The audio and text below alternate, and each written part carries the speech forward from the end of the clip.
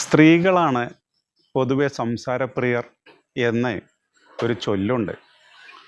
ആയിരിക്കാം. പക്ഷേ സംസാരത്തിലൂടെ അല്ലാതെയും ആശയവിനിമയം നടത്താനുള്ള ശേഷി കൂടുതലുള്ളത് സ്ത്രീകൾക്കാണ്. പറഞ്ഞു വരുന്നത്, നിങ്ങളുടെ മുഖഭാവം, നിങ്ങളുടെ സ്വരത്തിലെ ഇടർച്ചകൾ, സ്വരത്തിലെ വ്യത്യാസങ്ങൾ, അതേപോലെ തന്നെ നിങ്ങളുടെ ശരീരഭാഷ, ഇതൊക്കെ സ്ത്രീകൾക്ക് പെട്ടെന്ന് പിടികിട്ടും. വാക്കുകളിലൂടെ അല്ലാതെ തന്നെ അവർക്ക് കാര്യങ്ങളെ ഗ്രഹിക്കാനറിയും. അതുകൊണ്ട് നിങ്ങൾക്ക് നിങ്ങളുടെ ഭാര്യയോട് മുഖത്ത് നോക്കി ഒരു നുണ പറഞ്ഞാൽ നിങ്ങൾ മിക്കവാറും പിടിക്കപ്പെടും. ഒരു ഫോണിലൂടെ നുണ പറയുന്ന അത്ര എളുപ്പമല്ല ഒരു സ്ത്രീയുടെ മുഖത്ത് നോക്കി നുണ പറയാൻ. ഇത് എന്തുകൊണ്ടാണ് അവർക്ക് സാധിക്കുന്നത്? പെൻസിൽവാനിയ യൂണിവേഴ്സിറ്റിയിലെ ഒരു ന്യൂറോ സൈക്കോളജിസ്റ്റ് ആയിരുന്ന റൂബൻ ഗുർ എന്ന ശാസ്ത്രജ്ഞനാണ് ഇത് സംബന്ധിച്ച പഠനം നടത്തിയത്. അദ്ദേഹം കണ്ടുപിടിച്ചത്, നമ്മുടെ ബ്രെയിനിലെ നമ്മുടെ വികാരങ്ങളെല്ലാം പ്രോസസ്സ് ചെയ്യുന്ന ഏരിയയുടെ പേരാണ് ലിംബിക് സിസ്റ്റം. പക്ഷേ സ്ത്രീകളുടെ ബ്രെയിനിൽ ഈ ലിംബിക് സിസ്റ്റത്തിൽ കുറച്ചധികം ന്യൂറൽ നെറ്റ്വർക്കുകൾ ഉണ്ട് എന്ന് അദ്ദേഹം കണ്ടെത്തുകയുണ്ടായി. ഈ അധികമായുള്ള ന്യൂറൽ നെറ്റ്വർക്കുകളിലൂടെയാണ് സ്ത്രീകൾക്ക് വാചികമല്ലാത്ത ആശയവിനിമയം അഥവാ നോൺ വെർബൽ കമ്മ്യൂണിക്കേഷൻ നടത്താൻ അവരെ പ്രാപ്തമാക്കുന്നത്. ഒരു പക്ഷേ വീട്ടുജോലിയൊക്കെ ചെയ്ത് തളർന്ന് തന്നെ ആരെങ്കിലും ഒന്ന് സഹായിക്കാനുണ്ടായിരുന്നെങ്കിൽ എന്ന് ചിന്തിച്ച് നടക്കുമ്പോഴും ഭർത്താവിനോടൊരു സഹായം ചോദിക്കുന്നതിന് പകരം ആ വിഷമം അവർ പ്രകടിപ്പിക്കുന്നത്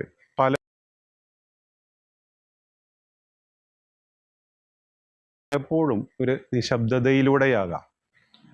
ഒരു പക്ഷേ ഒരു കനപ്പിച്ച മുഖമോ, അതല്ലെങ്കിൽ അവരുടെ ചലനങ്ങളിലുള്ള ഒരു സ്ലോനെസ്സോ, അതല്ലെങ്കിൽ വാക്കുകൾക്ക് മറുപടി പറയാതിരിക്കലോ ഒക്കെയാണ് ഇത്തരം ഘട്ടങ്ങളിൽ ആശയവിനിമയത്തിന് അവർ കൂടുതലായി ഉപയോഗിക്കാറുള്ളത്.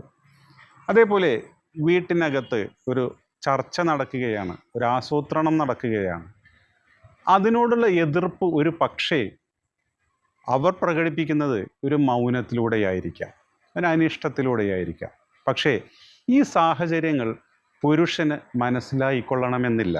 കാരണം പുരുഷൻ്റെ ഒരു അപര്യാപ്തത, ഒരു കഴിവുകേട്, അവർക്ക് അവരുടെ വികാരങ്ങളെ മുഴുവൻ വാക്കുകളിലേക്ക് ട്രാൻസ്ലേറ്റ് ചെയ്തേ പരിചയമുള്ളൂ. അഥവാ കാര്യങ്ങൾ വാക്കുകളിലൂടെ പറഞ്ഞാലേ അവർക്ക് മനസ്സിലാവുകയുള്ളൂ. പലപ്പോഴും ഭാര്യ ഭർത്താക്കന്മാർ തമ്മിലുള്ള വഴക്കുകളിൽ സ്ഥിരമായി കേൾക്കുന്ന ഒരു കാര്യമാണ്, നിനക്ക് അത് പറഞ്ഞുകൂടായിരുന്നോ? നിൻ്റെ വായിൽ പഴമായിരുന്നോ? നിനക്ക് ആ സമയത്ത് അത് എന്നോട് പറയാമായിരുന്നില്ലേ എന്നൊക്കെ ഭർത്താവ് ചോദിക്കുമ്പോൾ ഭാര്യ അന്ധാളിച്ച് നിൽക്കുന്നത്, ഞാൻ ഈ മനുഷ്യനോട് എൻ്റെ വികാരം എത്ര തവണ പ്രകടിപ്പിച്ചതാണ്, എന്നിട്ടും ഇയാൾക്കിത് മനസ്സിലാകുന്നില്ലേ എന്നുള്ള കാര്യത്തിലാണ്. പുരുഷൻ ഒരിക്കലും വാക്കുകളിലൂടെ അല്ലാത്ത കാര്യങ്ങൾ പിടികിട്ടാൻ പ്രയാസമാണ്. സ്ത്രീകൾക്ക് ഈ സിദ്ധി സാധിച്ചതിന് ഒരു സാംസ്കാരിക പശ്ചാത്തലം കൂടി ഉണ്ട് എന്നാണ് ചില മനഃശാസ്ത്രജ്ഞന്മാരുടെ വാദം.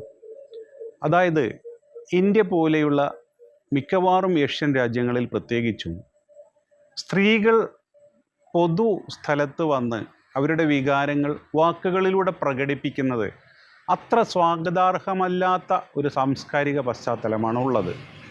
അവിടെ നിന്നാണ് വാക്കുകളിലൂടെ അല്ലെങ്കിലും, വാക്കുകൾ ഉപയോഗിക്കാൻ അനുവാദമില്ലാതിരുന്ന കാലഘട്ടത്തിലും അവനവൻ്റെ വികാരങ്ങൾ വാക്കുകളിലൂടെ അല്ലാത്ത നോൺ വെർബൽ ക്യൂസിലൂടെ അത് പ്രകടിപ്പിക്കാനുള്ള സിദ്ധി അവർ കൈവരിച്ചത് എന്നാണ് ചില മനഃശാസ്ത്രജ്ഞന്മാരുടെ വാദം.